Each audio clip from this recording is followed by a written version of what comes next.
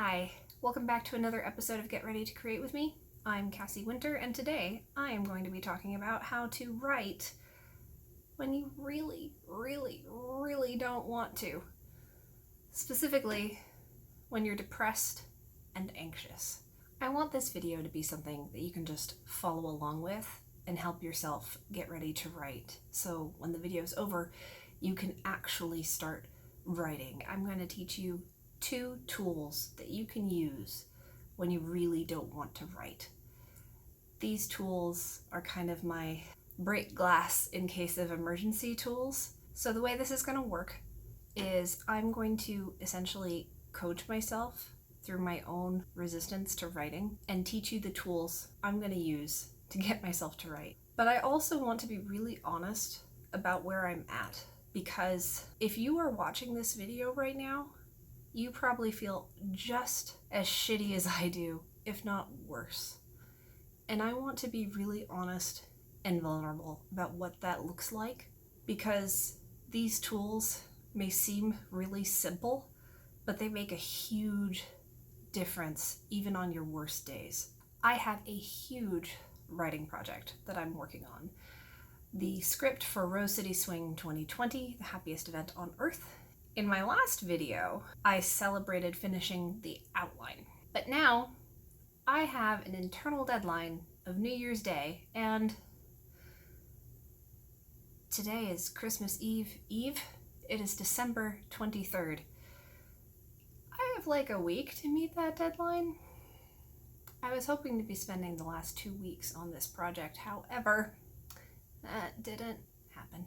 I've mentioned this in a previous video, but it really feels like I've hit the West Coast Swing equivalent of the New York Times bestseller list 2 years in a row, and I feel like I need to do that again. I feel an obligation to live up to the expectations of everyone who's attended in the past and everyone who through word of mouth is now attending for the first time this year. That's a lot of expectations to live up to. And I realize I'm in a unique situation. You on the other side of the screen may have higher expectations, you may have lower expectations, but whatever expectations you have set on yourself for your writing, it doesn't matter how big or small, they're likely huge to you. And that's true.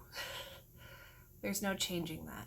Living up to our own internal expectations of quality as writers is one of the biggest things that creates resistance to write. So I'm feeling immense anxiety. If you've been following along on this channel, you know that I always go into a writing session feeling like shit, but I usually come out the other end feeling pretty good about it. And even though I now have documented evidence that that is the case, it doesn't mean I believe that's going to happen this time. I am terrified that I'm going to set a timer and start writing and nothing will come out of me, or that what comes out of me will be utter dog shit and essentially not live up to my expectations of what I want it to be and what I need it to be to fulfill my job. It's crippling. It's paralyzing. My whole body and nervous system is just activated, and even though with my chronic illness I deal with just biological tachycardia regardless of my emotional state, when I am also anxious, it makes it worse. My heart rate is rapid. I'm just terrified that I'm going to fuck it up and then I'm going to let everyone down. And of course, because I know me, if I let everyone down, it's not necessarily going to be everyone else's voices that hurt the most at that point. It will be my own, the way I talk to myself in my head, because I am a master of putting myself down and treating myself like shit. So that's the anxiety I'm dealing with. And I'm betting if you're still watching, you're dealing with a similar level of anxiety. So step 1, when you're feeling anxious or depressed, or are experiencing some other mental health symptom that is holding you back from writing and making it so you really don't want to write, the first step is to acknowledge how you feel and just be honest that that is how you're feeling. I want you, as you're watching this, to think about how you're feeling right now. What is really at the heart of why you don't want to write right now? And I want you to acknowledge it. And I'm not asking you to accept it, but I'm asking you to be honest that that is how you're feeling. And if you are feeling brave, I'm going to pause for a second, and I want you to say out loud how you're feeling. So you're just going to say, I feel, and then you're going to say how you feel. Now I want you to take a deep breath.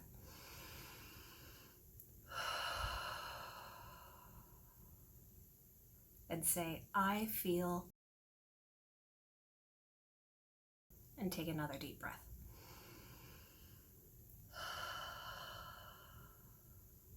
Great job. Now we're going to get into the tools. I have 2 tools for you today. I'm going to use one of them. I have used the other one in a previous video. Which tool you use depends on which kind of blank page you are facing. If you are at the very, very start of a writing project and you literally have no material yet, you'll use the first tool. If you already have material, be that research, an outline, a brainstorm, or you're partway through your manuscript, whatever kind of manuscript that may be, you'll probably want to use the second tool. So the first tool is to write bad on purpose. Think about your idea or where you are in your manuscript and just start writing badly on purpose. It sounds dumb, but it's magical because anyone can write badly on purpose. 'Twas a dark and stormy night. How freeing would it feel to you right now to do that on purpose? Because writing bad on purpose frees you of your internal critic and helps you get started. And ultimately, it is much easier to edit and change what we've already put down on the page than it is to generate words and ideas. Changing is easier than generating. I don't know about you. Like, logically, I understand the concept of a shitty first draft. I get it. But that feels like something I acknowledge in hindsight, as opposed to a mindset that can help me now in the moment when a blinking cursor is ticking at me like a time bomb. Feels awful. But if you purposefully try to write shit, that is doable. That is easy. You have to be willing to let this be easy. That's a quote from Elizabeth Gilbert that I love. Tool number 1, if you are facing your very first blank page of a writing project, you write bad on purpose. And you have my complete permission to start with, it was a dark and stormy night. Or if you're writing a happy story, it was a bright and sunny morning. It'll help get the ideas flowing. Tool number 2 is a slight deviation from that. It's less about writing bad on purpose, but about facing the blank page with the information you already know and treating it like transcribing. For example, where I'm at with the Rose City Swing script, I have finished the outline, but I have not started writing the script. So what I'm gonna do to make it easier for myself to get started, to really hurdle myself over my resistance and anxiety, is to open up my script document and literally transfer the notes I have from my outline from the first scene into the document. Word for word. I'm not trying to make it nice yet. I'm not trying to extrapolate. I'm not trying to turn it into a scene. I am literally copying and pasting from my outline into my manuscript. That is step 1. And then that is when I start incorporating the tool of writing badly on purpose to start fleshing it out. So my goal today for my writing session is literally just getting content into my manuscript and not thinking about writing.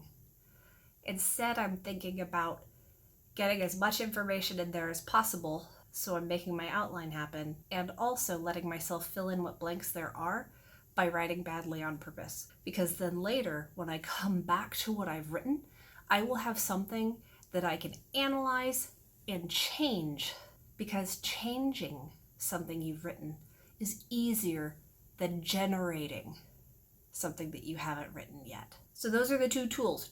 Tool number 1, write badly on purpose. It's almost like you're allowing your inner critic to vomit all the bad writing you've ever written. And it'll actually feel really cathartic.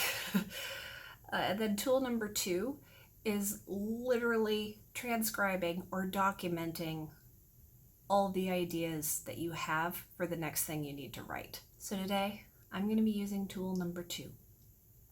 I'm going to be copying and pasting from my outline. I'm going to brain dump and let it be messy. Oh, that's a really good one. This is good. So tool number 1 is to write badly on purpose. And tool number 2 is to write messily on purpose. So which tool do you need to use right now? Tool number 1 or tool number 2? I want you to say it out loud. Take a deep breath. I am going to use tool number. So you've picked your tool. I'm going to use tool number 2. I want you to pause this video and I want you to go write. And even if that's only for 5 minutes, that's enough. So your homework is to pause this video, set a timer for 5 minutes, and write using your tool of choice. And then when the timer goes off, come back here and press play. You can do this. I believe in you. You're going to feel so much better when those 5 minutes are over. Come back when you're done. I'll talk to you soon. Hi, I am back from working for an hour on writing the Rose City Swing script. And if you pause this video and wrote, congratulations. I am so damned proud of you for writing, especially when you really didn't want to. Because I used tool number 2, being messy with my writing on purpose as I started fleshing my outline out into a script, I was actually able to kind of get into the zone. And even though it wasn't my goal to write something nice, I ended up writing something nice. By allowing myself to be messy with everything that I had pulled together already in my outline, I had something down on my script page really quickly. And then I could work on changing it to make it better. And it was wonderful. I didn't get as much done as I would like to have gotten done today. But I'm feeling so much better about the process ahead of me and so much more excited about the story that I'm writing that even though sitting down and getting ready to write and starting to write every day for the rest of this month is still going to be hard, I overcame the biggest amount of anxiety and resistance today to write. And I hope I can be an example to you that even when you really, really, really don't want to write, you still can. And there are ways to do it. There are tools you can use to honor the way you feel and take care of yourself in the process and get your writing done. Instead of having to ignore how you're feeling or dissociate or plow through your emotions, there are ways to write when you really, really don't want to write that actually feed your soul. And I'm hoping that one of these two tools I shared with you today can get you to where I am right now, where you feel good about yourself and your writing, and your mental health is better for having written instead of worse. Now it's your turn. If you haven't already, please go write. And let me know in the comments what tool you used and how it went. I'd love to hear from you. If you liked this video, please give it a thumbs up and subscribe to my channel. I post a video every week where you can get ready to create with me, where I show you how to coach yourself through resistance so you can make your creative projects come to life. Thank you for watching. I'll see you next week. Bye.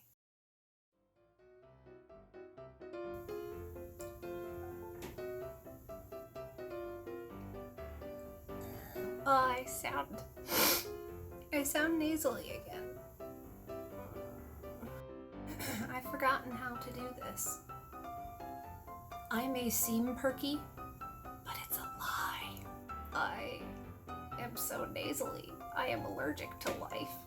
I'm sorry. And my apartment keeps creaking as if there is a poltergeist waiting to pounce on me and my loved ones. There is now a car idling outside my window.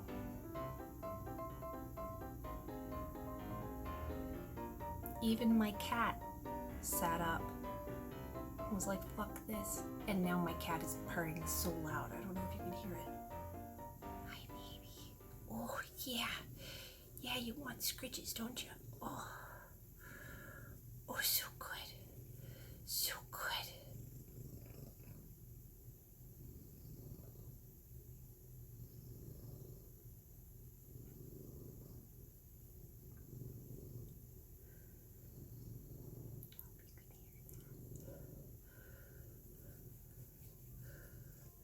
Okay, Mama has to get back to filming the video. I know you're the cutest, but I gotta stop petting you for a few minutes. Ugh. What am I allergic to? Is it the office? Am I allergic to work? It might be time for you to go out into the hallway. Say goodbye. It was cute until he started headbutting my tripod. It was a dark and stormy night as he sucked at his cigarette. The steam plumed upwards through the rain as the neon sign flickered from across the street. Like, that's terrible. Shit, this is a long video. I'll talk to you soon. Good